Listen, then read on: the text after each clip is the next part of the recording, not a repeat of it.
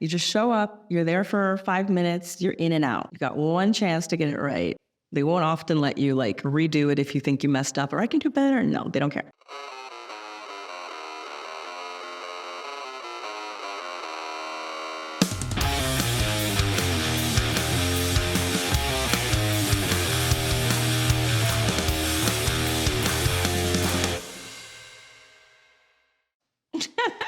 All right. So what are we doing, Rebecca? Your hair's a little damp. It's a little, it looks like you just washed it. I just washed it. Okay. As you can tell, the ends are brittle and dead and dull. And I want to channel my inner Farrah Fawcett this summer. Okay. You put inner Farrah Fawcett. Yeah. Right. So what does that mean for you? So like Farrah Fawcett's hair, like historic, like in those photos, is like, it's like hyper curled, right? It's like, a little bit layered because I have a little bit of curl on my own, right? Okay. So especially with the humidity, it's so hot right now. Have you looked at the forecast this week? Or it was like 100. Like we've hit that. We've hit the over 100. Oh yeah. Like I think next Monday is like 106. I'm like brutal. So I need to be able to still tie it up in a ponytail, but I still want it to be, wild and fun when I let it down. Where do you put your ponytail? Like right there. Okay, cool. Really? That gives me an idea because if you were to put it lower, that would hinder how short we can go. Like, right. Because that's if you want all of the hair to come up. If you don't mind some pieces coming down. Yeah. I don't mind about that. So let's just see where we are. Length here. All right. So it's gotten long. It's been a few months. Yeah, it's been a while. All right. So we're right here. What are you thinking as far as like, where do you feel comfortable? Like right up in here? Yeah, I think so. Yeah. And then it can be different layers to frame the face. Are you also wanting to continue some of that movement through the back or is your, Yeah, so. All right. Awesome. Let's do that. One thing I didn't ask you is your length. Do you want to keep it as long as possible with everything that we've discussed or are you open to maybe bringing it up a little bit? Okay, with losing a few inches. Yeah. Okay, cool. Yeah. Gotta get rid of the dead. Bring it back to life. All right. You got your water. Thank you. Cool. I'm going to spray your hair down just a little. Yeah. Yeah, it is hot today. Today's like the first day where I'm like, we've hit that.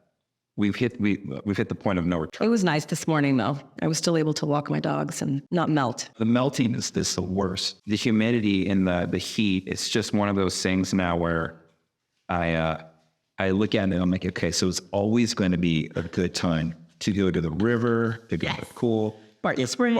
Anywhere. Somebody was saying like, oh, isn't it nice and refreshing to go to Barton Springs? I'm like, yeah, because it's like 106 outside. Yeah. But that's like the temperature of the ocean in California. You're lucky if the water's like 68 degrees, right? Yeah. And everyone's like, oh, but the weather's not as hot. But yeah, if the weather on a good day by the beach is like 78. Yeah. And the ocean water is like 68 degrees.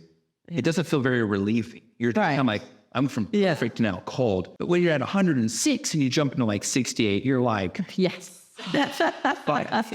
Relief. Yeah.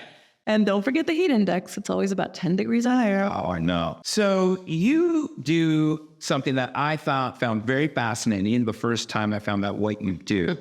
I know, because it's something that I always thought would be like a fun gig to have. I don't even want to call it a job. It doesn't feel like it. No. Yeah. I'm like, what do you do for work? I'm like, I'm unemployed. They go, what? And I go, and they always say like, crap, shit, fuck, those are all 4-letter words, right? Yeah. I use the word work. Work is to me another 4-letter word. Like work's a 4-letter word, but career, profession, reaction, things like that, like those things. So you have a cool gig that is not at all the norm, is not common at all.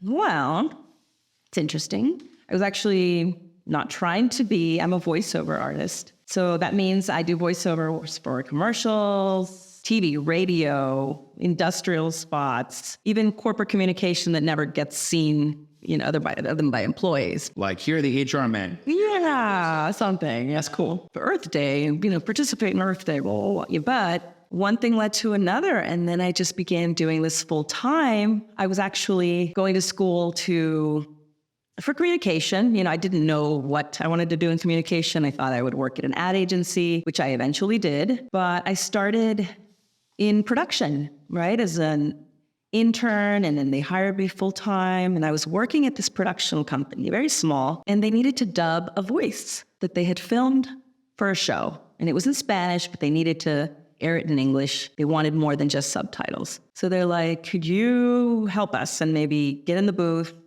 and say these lines? This is what the woman is saying in Spanish. Could you say it in English for us? Okay, sure. And try and sound like her. She's a little older than you. Okay, sure, fine. I'll do my best, Totally winging it, making it all the way. But Yeah. I could do this. This is easy. I can do this.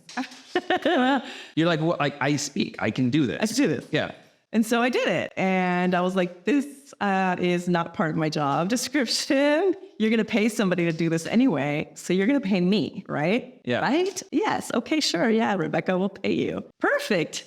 That's awesome. So that's how it worked out. It just led to that. I didn't actually start doing voiceovers full time, though. I graduated from college and then went into continue with my advertising career. Started in on the client side, was very bored with it, was always wondering what they were doing across the hall in the production department. And that always drew my attention. And they looked like they were having so much fun. So I thought, okay, I want to go into production. I'll become a producer. And that's what I did. And where was this at? This was in San Antonio. Okay. I graduated from UTSA. And I stayed there for about 8 years before going to New York, where I eventually wound up growing my career. And that's why I left, yeah. So would you say like New York was like when your career like exploded. Yeah. Like we all have that trajectory in our career where we're like working.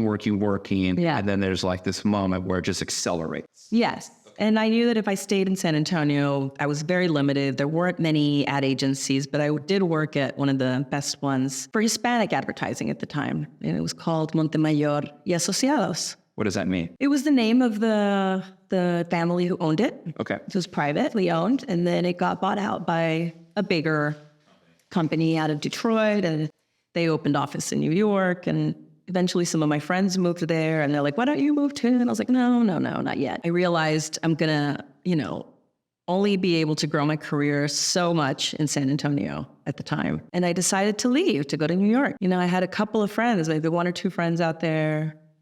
So that made it a little bit easier. At least I knew somebody. Now, before you had taken this new journey to New York, had you been to New York before? Never. Okay, so Never you're like moving sight unseen. Sight unseen. Like just what I've seen in the movies. I was just going to say, it's like that classic story. The classic story of, I have to get out. It has to go. We'll seek opportunities. Yeah. And it was either going to be New York, LA, or Miami, that kind of thing, And it's like the beginning of that journey song. Just, yeah.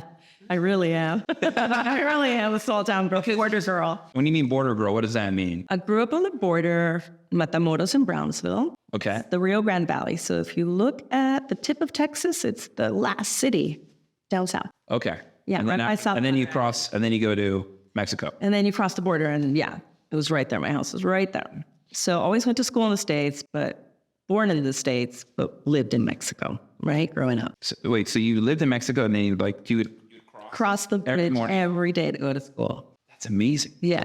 Granted, this was, how strict was it to do that? Because I imagine right now there's, yeah. So there's a lot going on right now, which was it's craziness. I'm talking about in the 80s, 90s. This was pre, 9/11, pre everything. You could literally cross the bridge and just literally say your name, Rebecca, blah, blah, blah, U.S. citizen.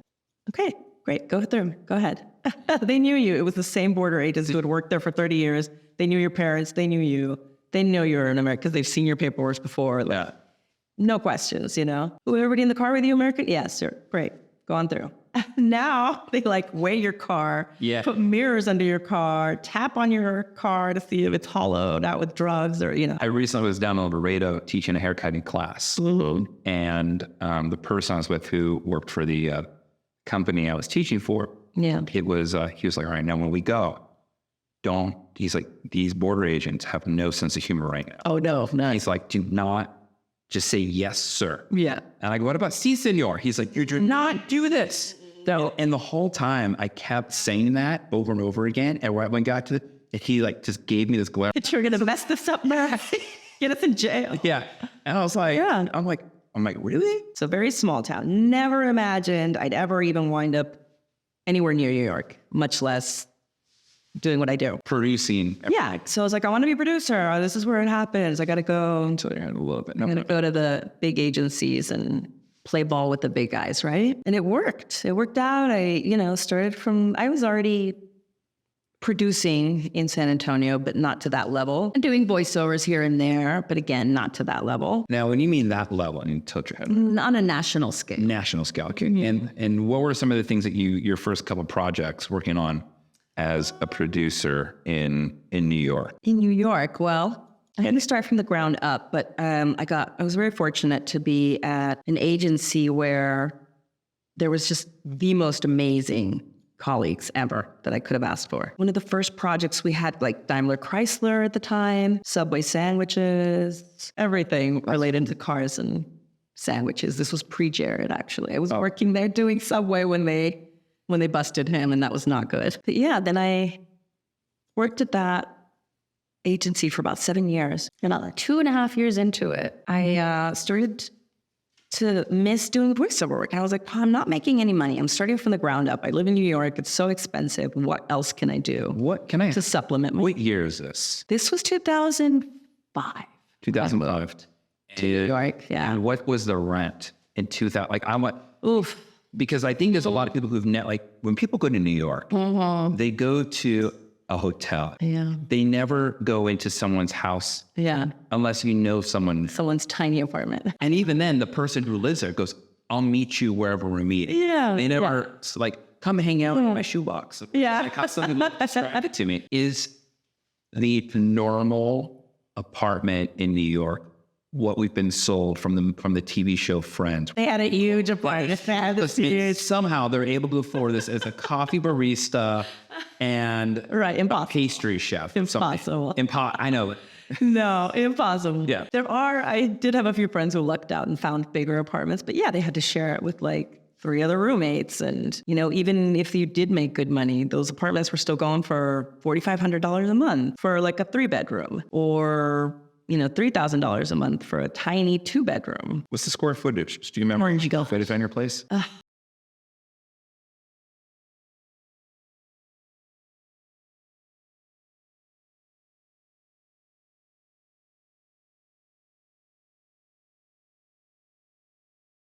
By 10, it was tiny, tiny, tiny. So with the smallest window that faced an alleyway. Oh, that was fun. Did you ever see crazy stuff in the alleyway?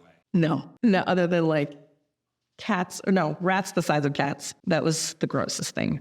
Oh yeah, I've seen some in the subways that are just. Were they carrying pizza? They should on a leash. They're huge. They're huge, but that's New York living. So like you said, you meet friends out and about. I did get lucky though. I found an apartment with a colleague of mine, and he's like, I live in the basement, but it's in an amazing building right off the water. It's on the Upper West Side, and it's a very expensive, exclusive building, except I live in the basement apartment. I was like, oh gosh, that must suck. He's like, actually, the basement apartment's the same size as the penthouse, except it's in the basement. And I was like, you have no windows. Oh, well, he had some windows. Yeah, it did have windows. You don't get a lot of sunlight when there's, 40 floors above you. I was lucky in that way. That was one of the biggest apartments, and he had it beautifully decorated, but still expensive. Yeah, that would be nuts to live in the basement. I had to pass up the doorman. It was great. It was not good. I think they would sneak into the apartment when I wasn't there because they had keys to everywhere. You got kind of bored. So, and you wanted to get back into. I wanted to supplement my income because I was like, I'm not making money as a producer yet. I'm starting off. I had to start from scratch when I moved to New York. Decided to leverage my contacts, right? So I'm a producer. I'm calling up agents to do castings for me because I need voices for my commercials. Mm-hmm. And I was like, well, wait a minute. I've done this before. Why don't I just ask them if they would ever send me on an audition? and what was the initial response that you did, the first person to where they're like, yeah. Initial response, and it's one of my agents that I'm still with now after 17 years, was, I don't know about that, Rebecca. Are you sure? I was like, yeah, look, I have a few things I can send you. You tell me. I think I'm not terrible at it, but I think I could give this a shot and make some money. Yeah. And they're like, okay. So they gave me a shot, mainly because they wanted to, me to keep hiring them and their artists. And I think that was really what opened the door for me, is that I already, knew these people. I knew these people. I worked with them. Yeah. So they're like, okay, let's give her a shot. I went on my very first audition. I believe it was something for McDonald's. landed it on the first one. Okay, they're like, oh, maybe she got lucky. All right, let's send her on a different one. Okay, how do you audition for a voiceover? Like years ago when I was a kid, I took a stab at doing acting, like commercials and stuff like that. And I remember going on some of these auditions where you have to read in front of like, you know, the director, the producer, for the casting agent or whatever. Oh yeah, that's a whole other ball of wax to do on camera. Yeah, on camera. And, you know, it's not just the voice. We're looking like, does this person fit the image? Is this, you know, do they look too young? Do they look too old for whatever they're casting? You know, they're trying to put together a figure. Does everybody look related or related or whatever the point of the commercial? Is there going to be chemistry with the other actors? And everything. So my question is like, what is a audition for voiceover? Well, at the time, this was before everybody had home studios, I would be sent a script and said, you know, tomorrow at 2:00 or between 2 and 4 o'clock, we're going to show up to this studio in the city and sign up in the sign-up sheet when you get there. Do your recording. They'll record you. They do everything for you, right? And that's it. You just show up. You're there for 5 minutes. You're in and out. You got one chance to get it right.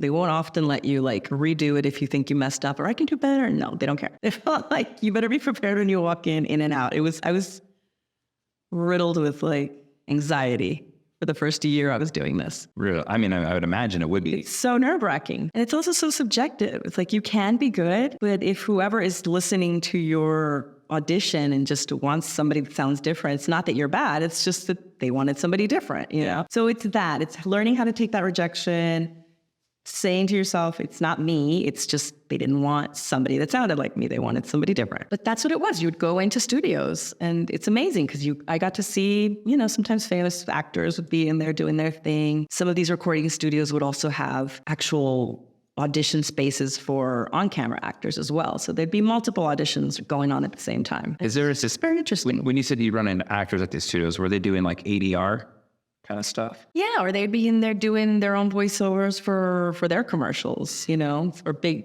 commercials where they use famous voices. Or some of them would be in there for an audition, like a second or a third callback for a bigger project where they have them, you know, come in and spend a little bit more time with a casting director. That whole world is like really foreign, you know, like I understand like the music industry, but when it comes to like acting and film, I don't understand all of it. Like I get it. But at the same time, I also am like, it's a whole other world. Yeah, it really is. Were there any of these commercials that you read for when you would go through and like, did you ever like see the commercial? Like you're like at home, you're flipping the channels. Yes. And then there's a commercial you auditioned for that you didn't get. And it's like, so irritating. You're like, but I sound just like them. Why didn't they pick me? Or I'm better than them. Why didn't they pick me? That's what they wanted? Oh, why didn't they just say that? You know? Yeah. Like sometimes I feel like the specs could be written a lot clearer. Okay. You know, I was like, why didn't they say they wanted raspy? They didn't say raspy to me. They said natural or what, you know. Yeah. But again, it's subjective. It's just a matter of what the creatives that are listening to your auditions before it ever sees the client. Before the company who's hiring. The initial creatives who wrote the spot, and then their bosses, the creative directors, have to approve it. And then it gets presented to the client with another backup option or two backup options in case they don't like you, you know, because they could recommend somebody, but it doesn't mean they'll go with them. So there's layers. There's definitely layers. And as a producer, I knew this. So I was like, okay, so you will be a challenge. Do you think that had you not been a producer, the rejection side of the business would have been harder? It would have been harder for me to get an agent right off the bat. Okay. What do you think your career path would look like had you not had that contact? It probably would have taken me several years longer than it did to start being successful at it. Okay. You know, but because I had like that inside connection with these agents and I was working with them anyway on my commercials that I was producing, they trusted me a little more, or they were willing to give me the chance, or they, you know. I always think like when you hear these kind of stories, you're like, oh, wow, look how lucky they are. No, but it wasn't luck. I've always said, like, to me, there's no such thing as luck. If you want to use that word, it's where it's the corner of hard work meets opportunity. Yeah. Clearly, you put in the hard work in San Antonio. Yes. To get you the opportunity. When the opportunity became available in New York, you were able to. I took it right away. You're like, this is what my hard work has been going towards, right? You're cashing in your chips. You're like, all right, yeah, here we go. And then, you know, you you go through and you do that.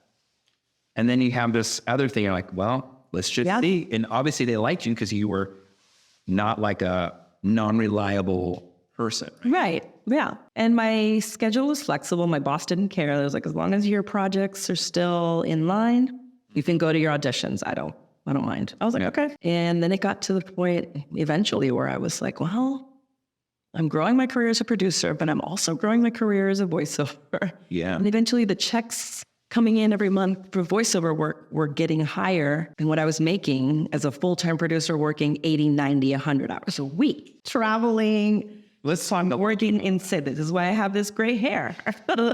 people who are still in that line of work. This is what I want to know. Is it still 80, 90, 100 hours, or has there been a little bit of a change in the industry where people are now not working more than they're sleeping? No.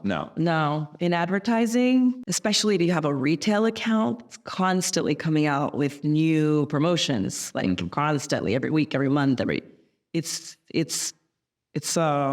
we want to call it like a hamster wheel that you can't get off of because you constantly have to be producing content for them. And it's not just TV, it's radio, it's online presence, it's digital, it's pre-rolls, it's, what a teaser. What's pre-roll? What's that? I've never heard that term. Well, like little teasers that you put on YouTube, for example. Okay. Little 5-second blurbs, little 10-second things. Like if you don't get their attention in the first 5 seconds, they're going to turn it off. So you got to think of a way to be really impactful in a short amount of time to get their attention, to get them to click then on your full spot or to want to watch more or to go to your website. Do you think that the internet has changed that industry? All of the sources of streaming media? Yeah, it's changed. Because at one point, you had to sit through commercials, right? That was part of for everybody who was born before. I was teaching a class yesterday and there was somebody who's like, I wasn't even born in 2005. I was thinking to myself like, what? You weren't born in 2005? I can't even comprehend it. You missed so much. I told him, you just missed out on a lot of fun stuff. Sorry you weren't there for it. And I tried to make him feel guilty. Like, whatever, I have TikTok. I'm like, no. I know. I remember not having a phone and loving it, and I want to go back. Sometimes people are like, "What's something you would love to get rid of?" And I would say, the digital leash. Yeah. I love that I can access things when I want, but I don't love that I can be accessed whenever I don't want. Yes. And that's why when you say, has the industry changed? No, as soon as cell phones came out and companies were like, well, pay for your cell phone. Here's a company cell phone, but just always answer it. It's like, oh, geez. And I'd be on calls with directors at midnight, 11 o'clock at night, because they're somewhere else in the world and it's whatever time there and they're shooting and that's when they have a break. So they don't care that it's midnight for you. You're on a conference call with their creatives and too bad, so sad. And that gets really tiring after years and years and years of doing that. Yeah, I can imagine. I have a friend who did a lot of that kind of stuff. And I was just always hearing him, he would, when the highs were high, it was great. But when the lows were lows, it was I thought to myself, I'm like,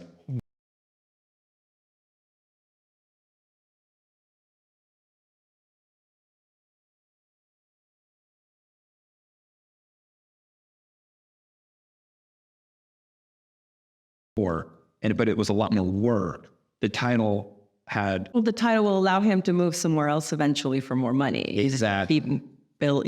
Going up the ladder, however you can. Or I'm just going to land that one Super Bowl spot and then I can get whatever job I want. And how realistic is that? Oh my God, it's hard. That agency I worked for did have a Super Bowl spot for Chrysler. Yeah. Before I left, but just the amount of work and pressure and hours of blood, sweat, and tears that went into that commercial. I wasn't even on that team, but you felt it. You feel it. Definitely. And you want to support your colleagues however you can. My colleagues who are still doing this, who are still producing, or, they love the work that they do, but they hate the red tape and all the emails and 5,000 meetings a day and just putting out tons of fires constantly. It's exhausting. I'd imagine it. So with all of that being said, when you start seeing these checks getting bigger on the voiceover side. For the voiceover, which so I'm just trying to put in perspective, here you are working, let's say 80 hours a week, right? So it's you're working 2 full-time jobs for one job and you're making money. And then you have your side hustle. We'll call it that. And which you're passionate about. Which you're loving. And you're fun. It's fun. And it's fun. Yeah. It takes you like to study the lines, you probably have seen like A few minutes. 3 minutes. Yeah. Not long.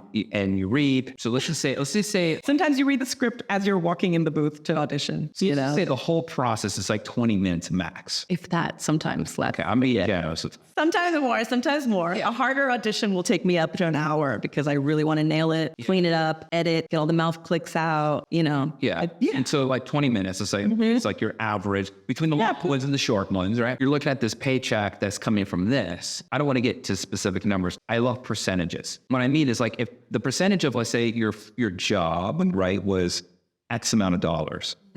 What was the percentage of this? Was it like now 50% when you, at this time in your life? Was it like your voiceover was like 50 or 70% of what you were making working 80 hours a week? After maybe 5 years, 6 years in New York doing it, it was getting to the point where I was like, well, I'm making close to the same and then the same. And now more. Like, wait a minute. And that's when it really shifted for me. I was like, wow, I'm doing it. Like, I'm doing it. And I waited. I was like, can I do this for more than 1 year? Did I just get lucky? You know, did I book a few spots this year more than I would have normally? Which I think smart that you actually did. You had some foresight, you know, like, could this have just been a really good year? Yeah. So instead of just saying like, I've made it, you held off. I held off. I stayed in production. You stayed in production. So you're like, now you're like neck and neck, actually maybe a little bit more. And you're more on this. And you're going like, I really want to not work 80 hours. Yeah, I'm really getting frustrated with this over here. And then make sure that this thing I'm passionate about is a for sure thing, or it's not just a fluke. Like you got, truly, I got lucky this year. I happened to get more jobs. Yeah. I looked down for a little bit. So I did it for a few more years, and I was like, okay, You keep going? Yeah. How many years were you working both? Gosh, maybe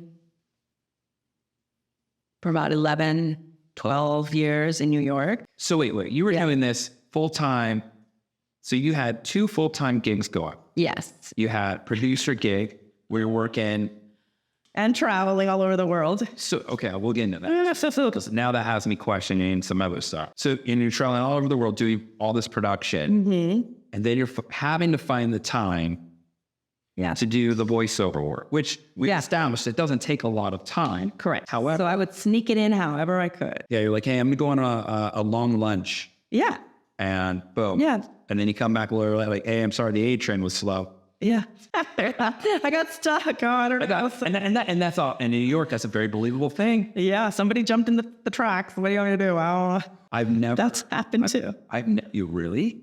Not to me, but a friend of mine saw it happen like twice. And like, oh, horrible. That would be horrible. I've never, thankfully, but we were on a car once, my friend and I, and we couldn't figure out why they stopped the car. And we thought it was a sleeping bum. Oh, no. You can draw your conclusions. It was not a sleeping plane. No one thought that this this person was, they thought it was just like a sleeping homeless person.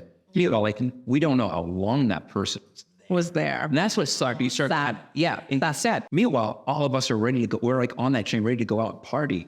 Yeah. After that, we're like, I don't even want to go. I know. It's a downer. We're done. Yeah. We're not even going to do it anymore. It is. It's a downer. So what I'm going to do is I'm going to put a little bit of volume spray in through here. And because if I would go through and round brush your hair and blow dry it, like I think with the humidity, it's not going to hold it. So I'm going to get it just dry and smooth. Yeah. Then I'm going to use a curling iron. Okay. Is that cool? Yeah. Okay. Let's do it. I just wanted to like establish that. So you're not like, hey, I'm not going to use a curling iron right now. But I'm like, yeah, let's do that. Let me spray a few little things. So when you were traveling, like how did you do these voiceover auditions? Well, eventually I bought like a little mic that I could travel with. I would just take it with me and send in auditions as necessary. I was never gone for more than like a couple weeks at a time, a week or two. So I'd be able to still audition for jobs. Yeah. Some of them wouldn't record for another couple weeks in advance anyway. Just land whatever I could, work it into my schedule however I could, you know, schedule my other sessions for my productions around my bookings whenever I got one. And this is still the same boss was like, as long as you get your work done, I don't care. Yeah. At this point, one of my good friends had become, had moved up the ranks and become my boss. And so she's like, more power to you, girl. As long as you don't miss any air dates or deadlines, go for it, It's awesome that person didn't feel, what's the word I'm looking at, like, it's not inferior. They didn't feel like there was going to be they didn't feel inadequate with like the relationship with you and me. They're like, you could like, I know you can do it. Yeah, they knew that I wouldn't like disappoint, and I'm not going to leave a client hanging. Yeah. I'm producing a commercial. Your name's on the I mean, my name's on there too, and they give me a huge amount of money, play money, but it's my responsibility to manage that budget, and it falls on me, on my hands, if we miss an air date or it's not on air in time. You know, you don't ship it in time. We call it shipping because it has to be trafficked, you know. It doesn't sound right in this day and age. You have to traffic. It's a traffic for a few days before it gets on air, you know. Oh, wow. So when you're traveling and you have your little mobile studio, this is like what I'm curious about, because I'll tell you why I'm curious about it. Because as a hairdresser, hairdressers, like we were only expected to cut hair and color hair and style hair, you know, all things hair. But because of social media, we now have to learn how to shoot video. We have to learn how to do our own voiceovers. We have to learn how to do photography and edit. So now we are expected, not that we want to do these things. Right. Not that we don't want to do these But things if you want to keep up, either. like promote yourself, and You're expected. The expectation is that you have to now learn all these things. And so many hairdressers are like, I know some of the greatest hairdressers who have no social media following. Yeah. And if you look at this, like this person's going to do my hair, or you recommend, so I'm like, look, they don't care about this stuff. Yeah. But here you are going into these studios, recording. Somebody's handling all that recording for you, right? They're getting the mic set up. They're getting the mixing board. Like, so was there like they didn't have master classes on how to do your own sound and anything like that? No. I would ask the engineers that I worked with at studios, what should I do when I have to record on my own? Like audition. Find a closet. Make sure it's full of clothes behind you to like dampen and not have any reverb bounce, you know? Or make sure you're in a bathroom and put a towel or a blanket over your head if you're traveling. Going to the bathroom with the best acoustics, but still cover yourself so the noise doesn't bounce everywhere. Yeah, they call it like a dry reverb. Yeah, so you'd have to get creative, really, and just do whatever you could to make it sound as best as possible so you don't sound like an echo. Did you have like a full mic stand, or did you hold a mic? Yeah, no, I would put it in front of me on the sink, and I'd be sitting on the toilet with my towel on, like, you know? I'm thinking it's like the funniest. Very glamorous. Imagine you could just email in the morning and you're like, okay, I got to do this. So like, cool. You're like, what am I going to do? It's like, there's that pot of coffee I'm going to brew. I'm going to have to wait for it to get hot anyways. I'm going to do this voiceover. Yeah. Did you find that there was like a sweet spot in the day where your voice was a tone that you liked, like early morning, late at night? Not first thing in the morning, because you still sound muffled and asleep, you know, and I don't drink coffee, so it takes me a little longer to... You don't drink coffee? You don't drink coffee. How do you live? Water. All day. Well, I love water too. But I like nothing. Literally, it's just attached to my third arm, like always. I love water. I just like it with my ground up bean juice. Too. Yeah, I don't know. I never drink it. That's why nobody in my parents, I grab it, nobody. I did live in a house of coffee, and I hated the way it tasted. Yeah. But I loved the way it smells. Right? I remember my parents, they drank Folgers coffee because that was about leaving. Yeah. being red too. Yeah. And if anybody doesn't know what the big red tin looks like, watch Big Lebowski and you'll see it, the cameo right towards the end. I remember like opening up that door and just smelling that made me feel more awake. Yeah. First thing in the morning, I try to avoid. Even when I'm booking a session now, I like tell the engineer, please not like right away, unless I have to, right? If it's a thing and they're in LA and I'm here and that's the time. Well, they're in LA. Do it. That's your advantage. Yeah. Me in Texas, we're 2 hours. 2 hours later, yeah. Yeah, so they'd be like, we need it at 8. You're like, 10. Yeah. Oh, perfect. You know, I myself 2 hours. Yeah. Late at night also is not ideal. And that's when I wind up recording a lot of my auditions anyway, because that's when I put my toddler to sleep. So in the middle of the day, yeah, it's probably best when you've already warmed up your voice a little, but you haven't exhausted your voice. I have friends that are singers. Yeah. And so they do like these vocal warm-ups. Do you do that? No. Yeah. No. Something like that, like every once in a while. But no, normally I don't have to. It's funny because I've worked with actors who are method actors who do that. Yeah. Like they will start without first in the booth for 20 minutes before. I'm like, okay, whatever you got to do. Like they're doing that little Cardi B thing. Yeah, there's people who just need to do it. Yeah. They feel better about doing it. But I'm speaking so much all day. I'm like, my voice is warm. Okay, I'm ready to go. Yeah. I'm ready to go. Totally. The first time your husband Kurt, you warm up. So Did he like, it's like, no. back up. Are there some birds in here? Like this? No, he knew. I was like, I'm just going to stay away for a little bit. I just got, warm up. I remember the first time I saw somebody do vocal warm-ups like that. I had no idea. I just kind of sat there quiet, observing, going, how is this going to... I don't think never mind. I didn't understand it. Warm teas, if you're reporting and you feel like it's going to be a long session, bring in a little warm tea with honey and lemon or lime. Are there foods that you try to stay away from? I try to just not eat right before. Okay. Because you don't want to be burping or have your stomach making weird noises when you're digesting your food. I wasn't even thinking about that. Yeah. Chocolate. Yeah. Engineers are like, don't eat chocolate before a session. Have you ever recorded something where you're like, I have to record this? Has there been anything you've like never wanted to be a part of? Well, the worst, no. I don't want to get you in trouble here. No, because actually they do. The one thing I've ever told my agent that I wouldn't audition for or do is like a political campaign if I didn't agree with that side, right? Yeah. So I'm like, I'd just rather not do any political campaigns at all. It's easier just to kind of stay away from all of it. Yes, exactly. But that's the only thing I've ever said no to. I think that's I don't think that's really like a crazy thing. No. And there's plenty of people out there who feel a way about something they could probably get. Yeah. The worst is having to record when you're sick, when you just have to power through it. How do you, obviously there's certain illnesses that affect the way you say. Yes. And there's the ones that don't affect it. Like I've had really bad sore throats before. Mm-hmm. It does not alter the way I sound. Right. But it alters. But it hurts. Yes. So that's when you have to do like honey, warm tea, warm water in your thermos, just constantly, between each line, sipping, so that your throat stays coated and warm and that's been your act? As painless as possible. So that's my hack, yeah. Have you ever... Take a warm shower too, like before, to just decongest you. Eucalyptus, do you already do that? Yeah.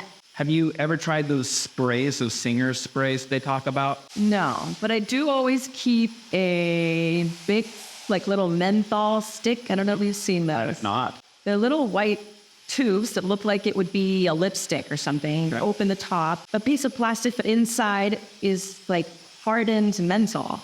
Okay. Like Vicks rub, but imagine it hard. So you just breathe that in for a few minutes on each nostril, and it opens up your airways completely. So I always have one of those on hand. That's just in case. So your home setup.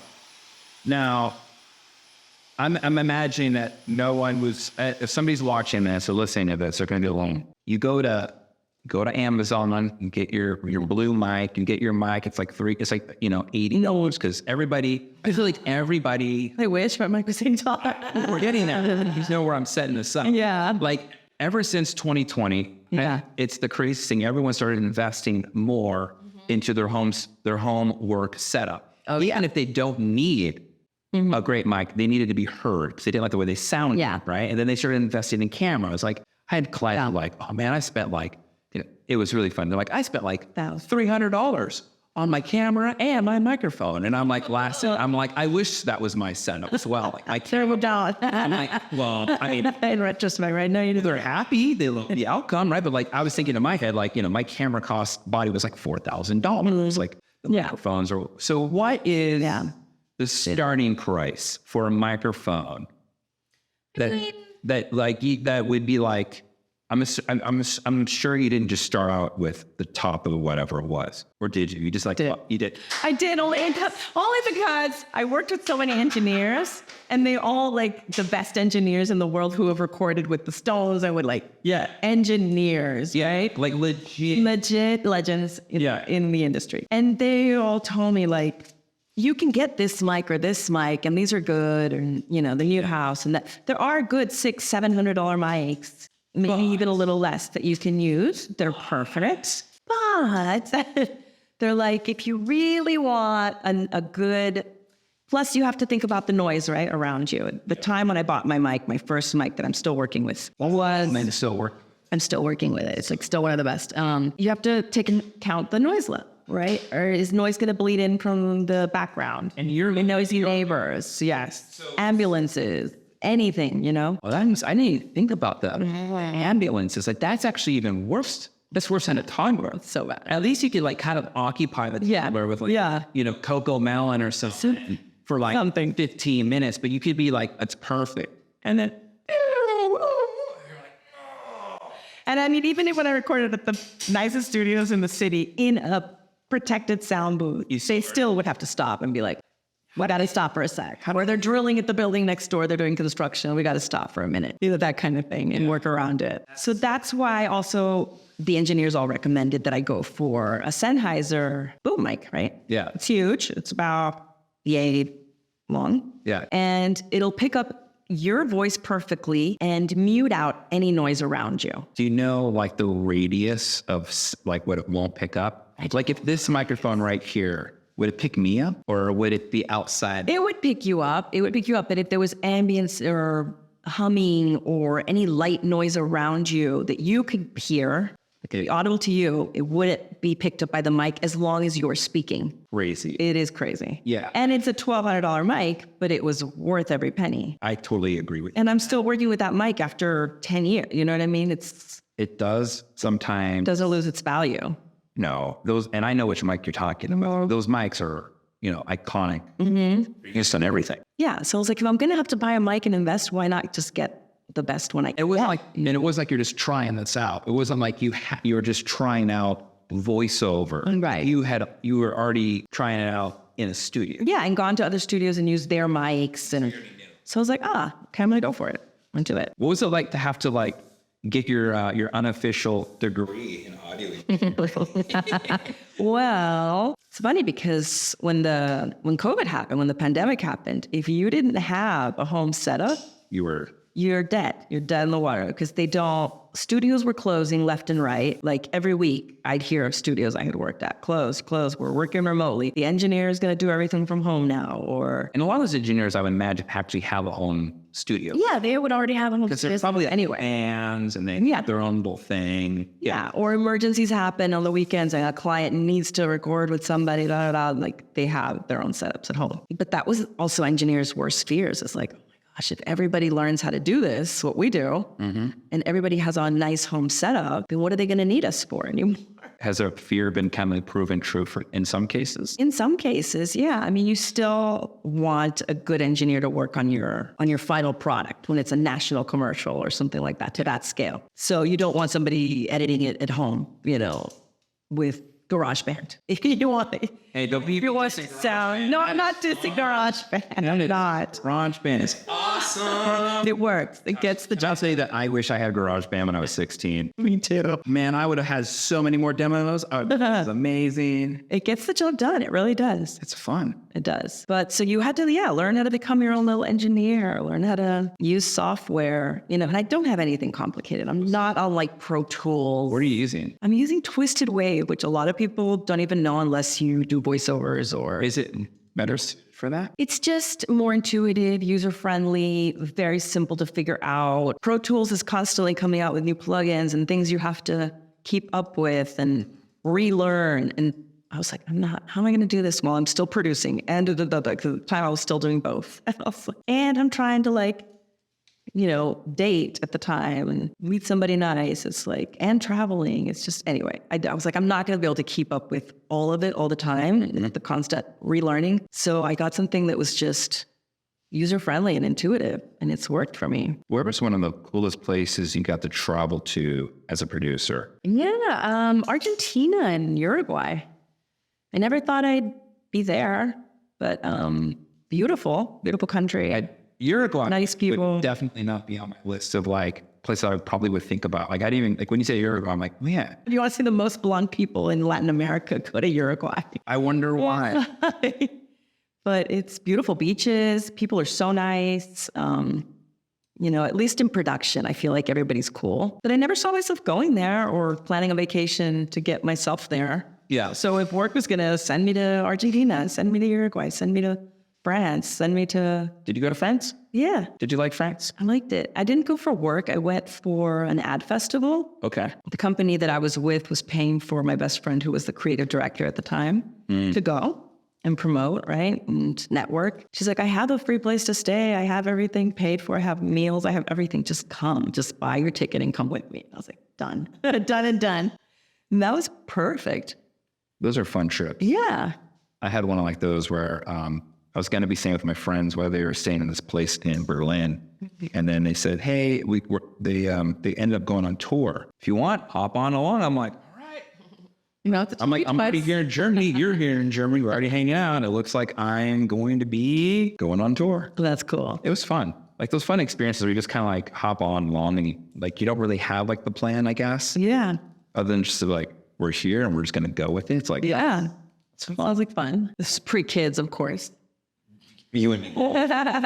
I mean, I know you brought your son in internationally, obviously, because you have family in Mexico, but have you thought about like what age you think you would like to take them to other places that you've been, like internationally, or are you going to maybe hold down to a little older so they remember? Yeah, exactly. That's what I always think The cost is so high, and just the stress of traveling somewhere far with a toddler. Yeah. It's a little daunting. So, you know, we're taking him to New York, and he's been to Montauk, and we have family over there. My husband's family's from New York. So he's been there, and he's been to Mexico, horseback riding in the mountains with my brother, because we have a ranch over there too. But no, I haven't taken him anywhere really far. Yeah. You're staying in Compton. You're staying in North America. Right? Yeah. You're not like, hey, we're going to go to the Falkland Islands. You know, we're in the Americas for now until he gets just a little older. Where's one of the first places you would like to take him? Ooh.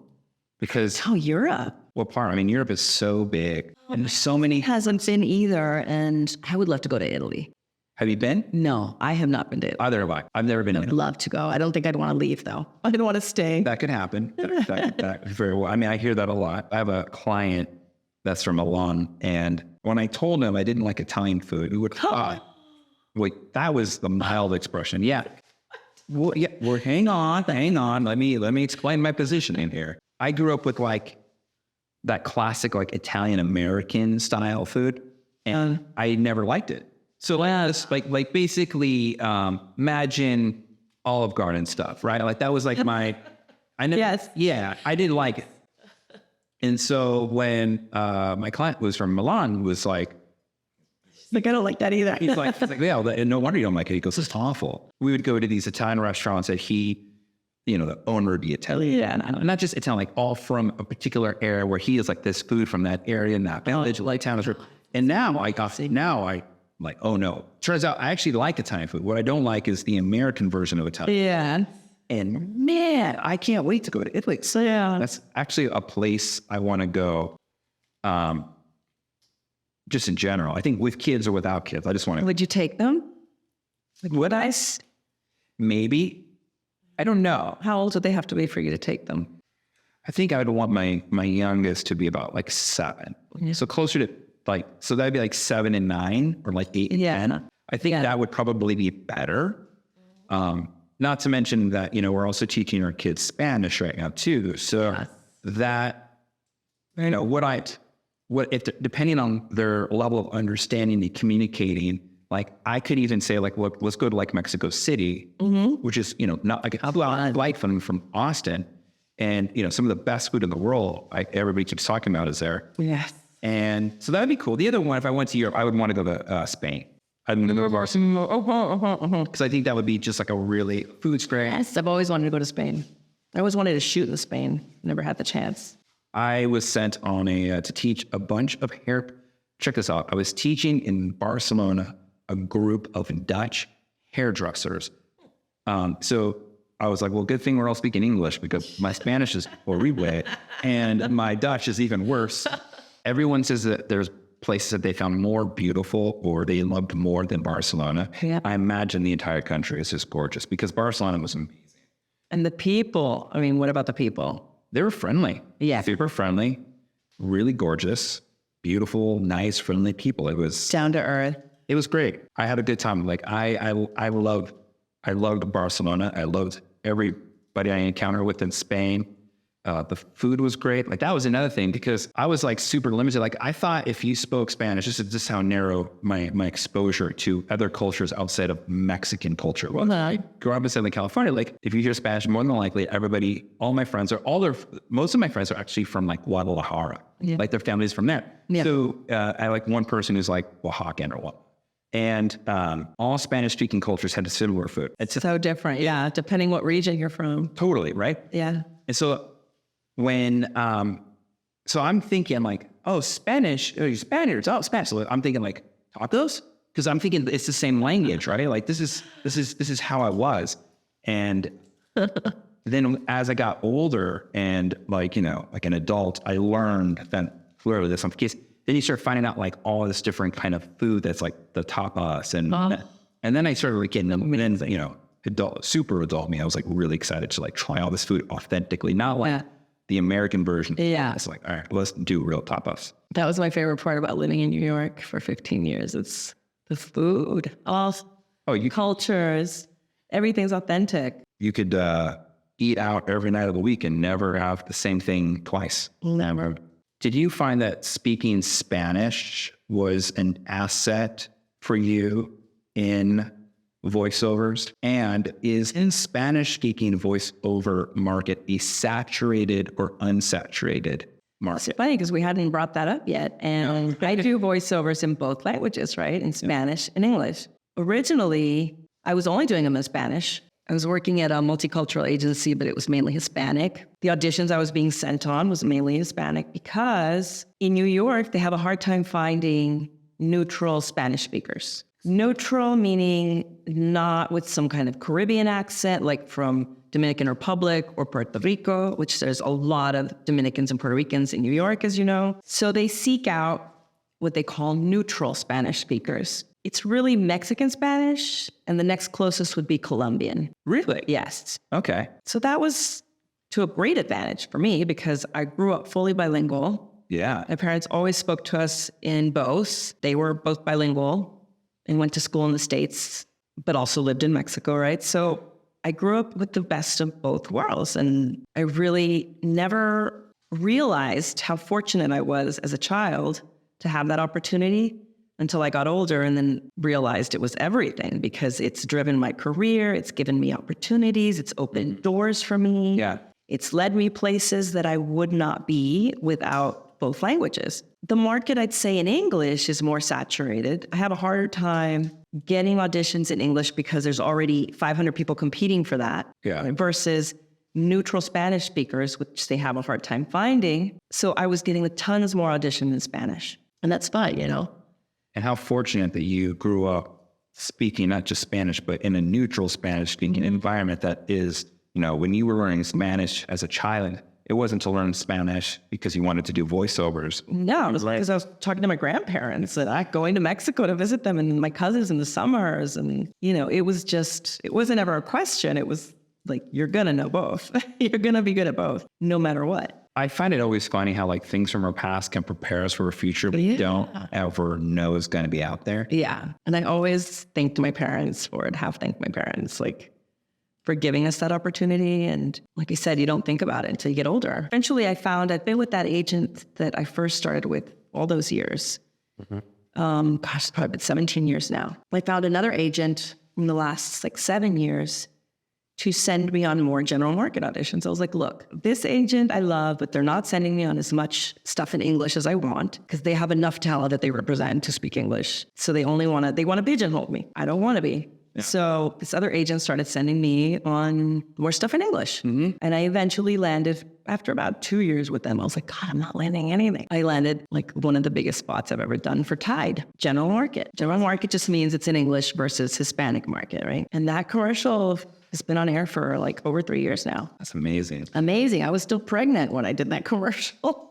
Now my toddler's about to be 4. So, that one opportunity. Now that opened even more doors for you? Opened even more doors. Because then my agent saw that, okay, oh, wow, okay, she can do both. And she masters the English just as well as Spanish, no accent. Nobody could ever tell. Well, I was also say that you also don't have an accent when you speak English either. Like I've had friends or colleagues that were their families were not from America. They're from another country, right? Really? Because the people that they were raised around spoke English with the accent.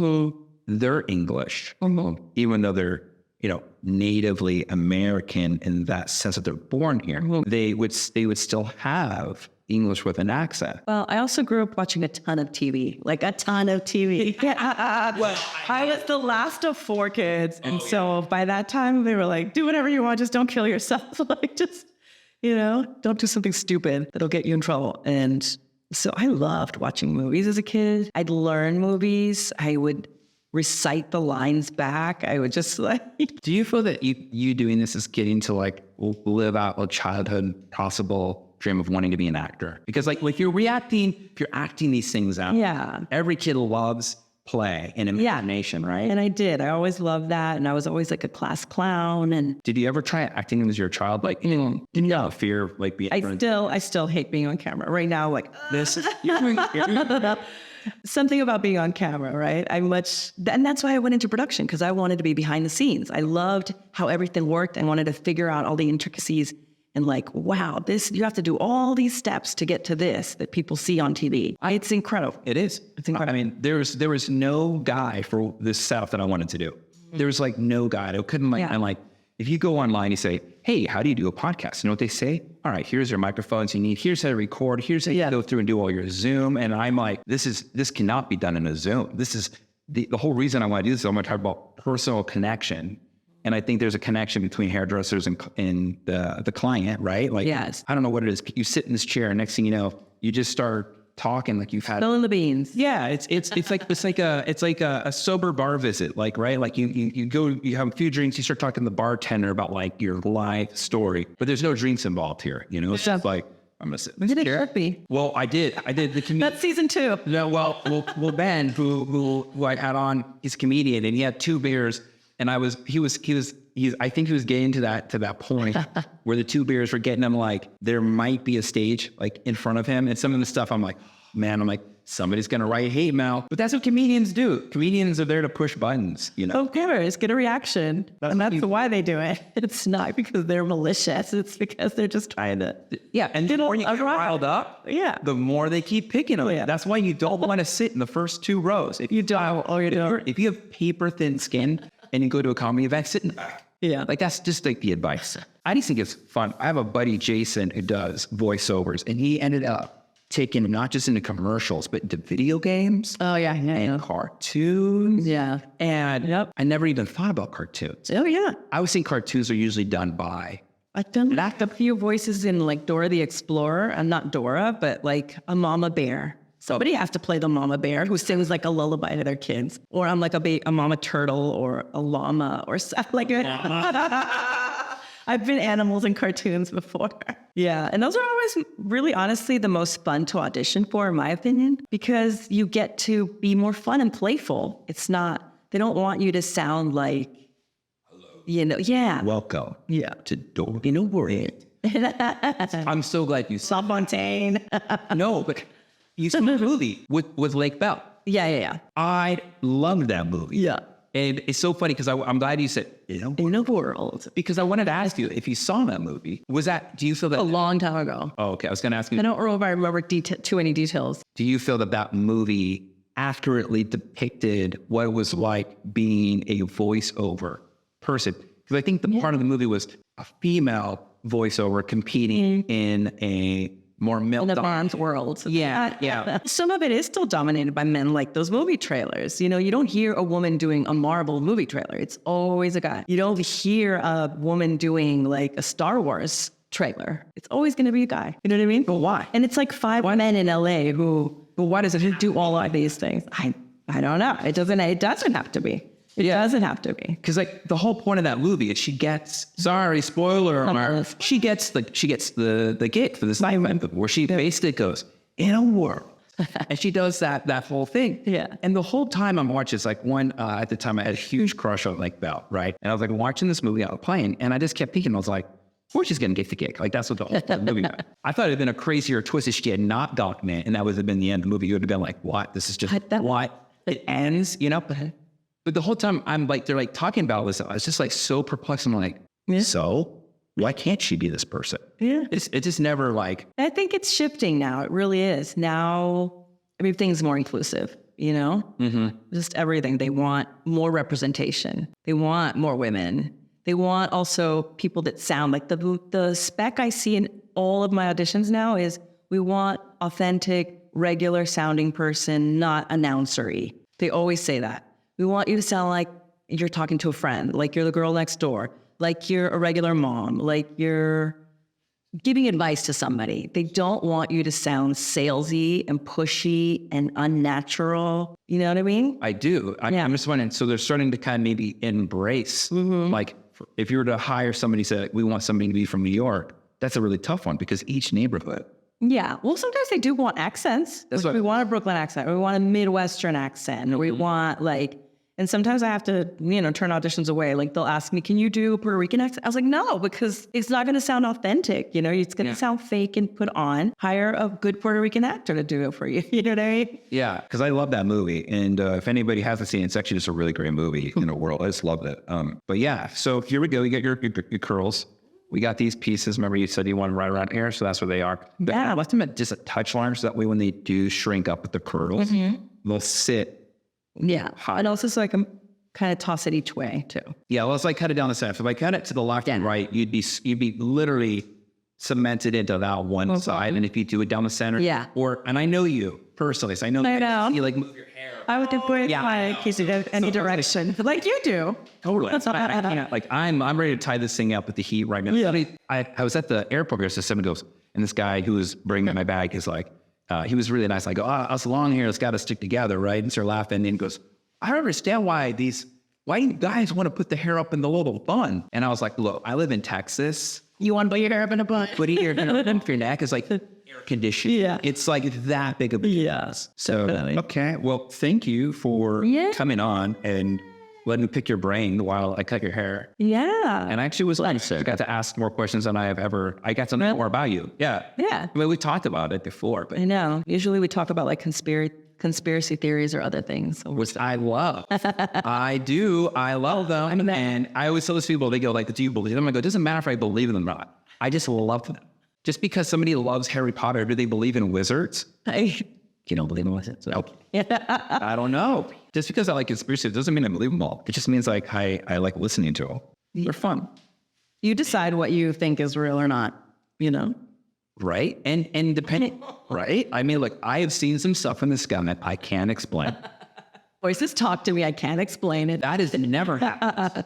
I think if that happens, I'm gonna have to seek professional help on that one. But I did talk about an experience I have with on one of the episodes. You did? Yeah, it's completely legit, and every time I tell the story, I get goosebumps because it left a massive impact on me. Really? Yeah, I'll tell you when we turn up. Okay. I don't want to repeat. So I listen to the whole episode. No, not at all. So, all right. Well, thank you, and awesome. I'm gonna fair hair. Fair hair. Fair hair.